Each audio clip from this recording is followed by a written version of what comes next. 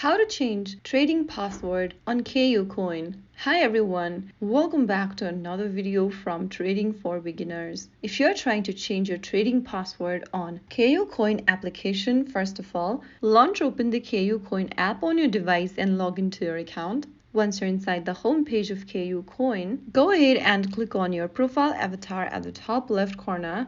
And then from the expanded menu, scroll down and click on Security. Inside Security, scroll down and tap on this little arrow button right under Email and click on Trading Password.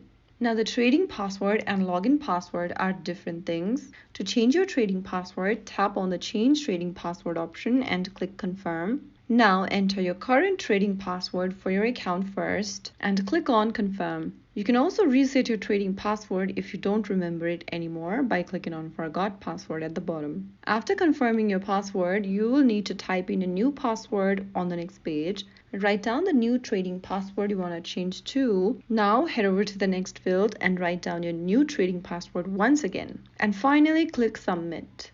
Right after you do that, you'll be able to change your trading password on KuCoin. If you found the video helpful, don't forget to like, share, and subscribe to our channel. I will see you again in the next video. Thank you for watching.